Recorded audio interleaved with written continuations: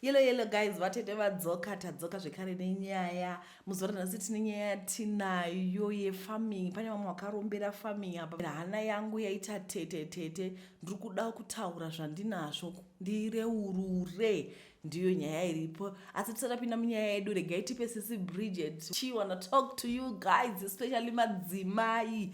Hanzi uyai. Makadeni hama dzadiwa. Zita rangu ndinoitwa Bridget Nyaunze. Ndiri image consultant uyezve ndiri founder we-image consulting company inonzi Lush Consulting iri based muno muJohannesburg.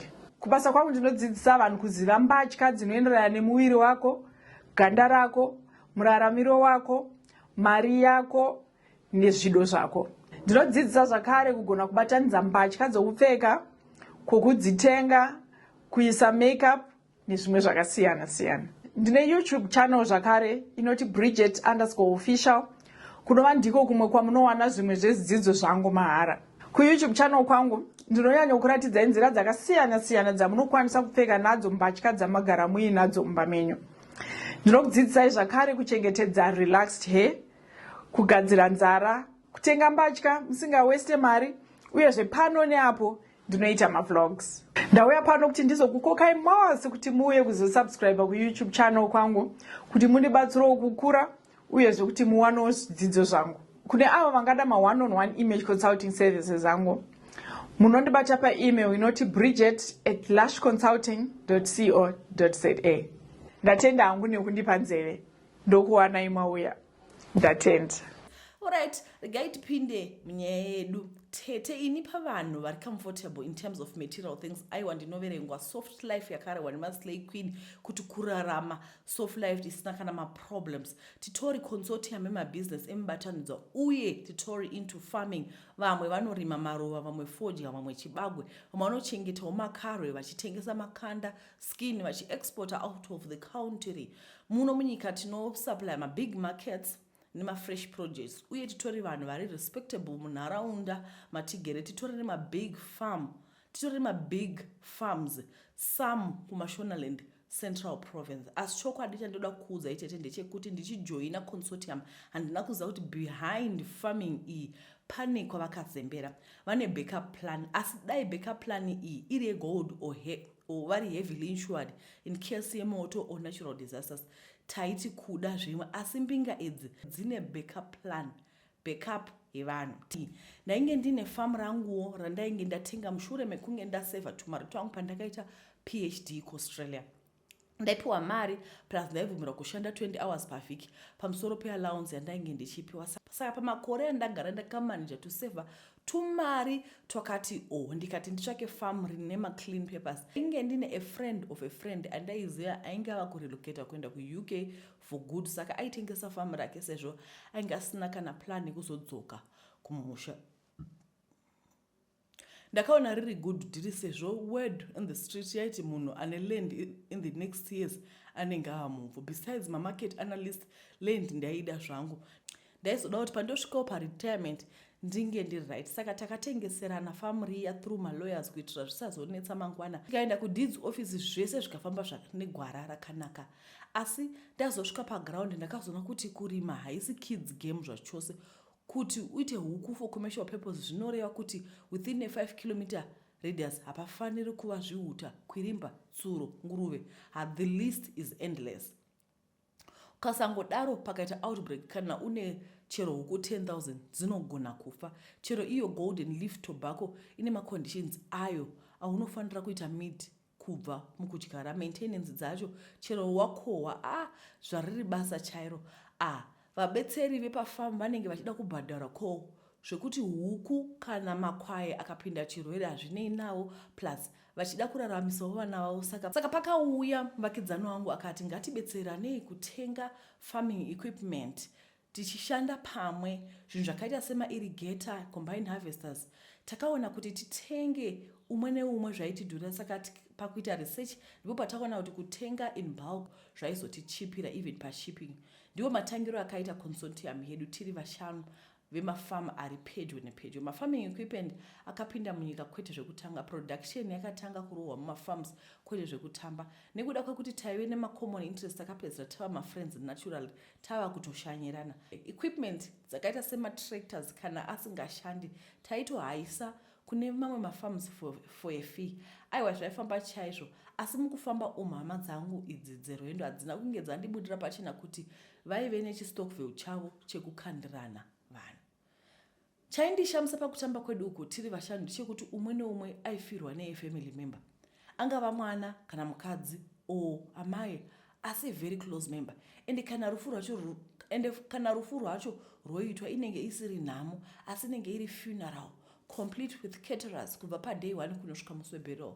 Varume vanorara mumatents anenge ari heated, zviya zvekuvata uchiumburuka muvhu nemudota sedhongi kwainge kusina. Ndinorangarira pakashaya mwana waMax from day 1 akabva atouraya mombe. Kwazoti kuwanda kwevanhu ikoko vachivinga nyama nedoro remahara, asi iye Max zvemari ainge asina basa nazvo. Aiti aida kupa mwana wake a good send off. Ini ndaitova muriwo mazvangu, ndaigozivei. After funeral, Max akabva apinza latest motikari yakatobuda munews sekuti ndiye wekutanga muZimbabwe kuita motikari yakadaro. Vaive vasingazivi vaingoti it's the fruits of his hard work. Or was it consortium yakazodana n'anga yavaiti iri kugadzira kuti tisazobirana muupenyu, saka ndakanzi ndaifanira kuvapo. Ini zven'anga ndainge ndisingazvifariri nekuti hatina kukuramba kwedu tichiita zven'anga. Ndadliwa 4 versus 1. N'anga yakazoita zvayakaita, asi ndaingove ndisina kugadzikana. Regai zvichinzi mwoyo wako muprofita mukuru. Dai ndakaziva ndakasiya consortium iyi ipapo, asi chinoda kufa chinovingira. Asi handina kuziva kuti mviro dzemhanza mapfeka. 4 years zakapera tichienda ku 4 different funerals, 4 different families. Ini ndakatozovhurika brain gore rechi5 nekuti raundi rainge rava rangu. Varume veconsortium iyi vakanditi rainge rava jana rangu rekuti ndipewo consortium something.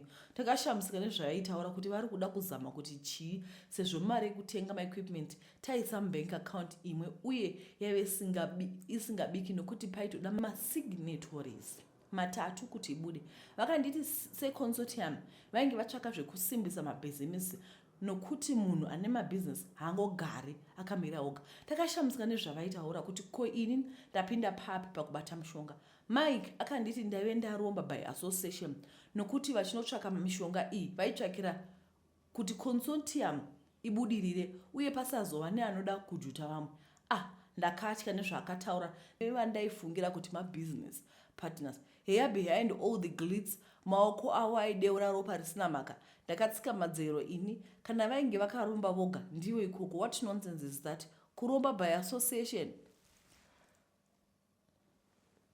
Pafamu pakatanga kungoitika mashiripiti, zvinhu zvisina explanation, senge matractors kungofa, mapampu emabhoho kungotsva, zvikwere zvehuku, zvirugwi zvehuku kungobatira moto ichipisa thousands and thousands of beds.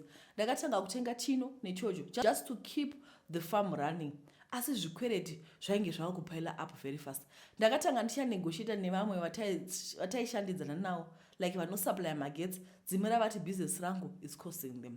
Vamwe vakandiendesa kumatare edzimhosva nedefault payment.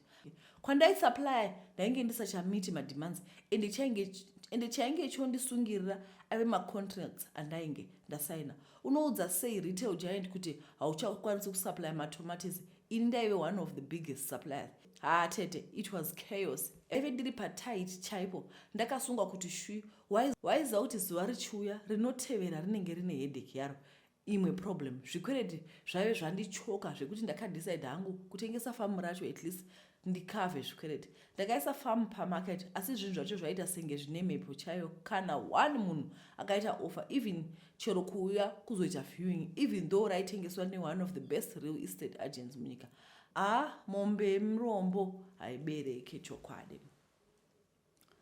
Darling memo akanditi ndimbotaura nevamwe veconsortium vandiite bail out because mudi wangu aiti I had worked hard for all of my life for the farm, so she could not bear it to see me lose chinhu chandaida nemoyo wese. Kondozvitaura sei kumudiwa wangu kuti consortium yaive yakaromba munhu wese ende maproblems ese atainge tichifesa taiwafesa nekuti ndainge ndaramba kuita give in to their demands. Ndakadzokera consortium ndakaisa muswe pakati pemakumbo. I felt like they were forcing my hand. I was not feeling zvangu. Chimwe chinhu chaivepo tete kudonha kwemunhu aimbova nemari hakusi easy zvamuchose. Vanhu vanotaurisa chero waimbovabatsira havazvisivi. Unenge wakungoita sehuku yakatanhauka mambava usisina chiremera. Nekuda kuseva face yangu nemutaura nevanhu inova mistake that I admit ndakakanganisa. I agreed kusacrifice my one and only Memo. Memo haana kumborwara mufunge. Nganga yeconsortium yakangobaya pikicha yaMemo netsono. My beloved Memo akangoti mututu ndiye Sarai. Ndakamanager kuseva farm rangu, but at what cost? Memo wangu hakuchina. Handina kuda kuzorora zvakare mushure mekunge Memo wangu ashaika. What is the point? Kuti agoitwa sacrifice again.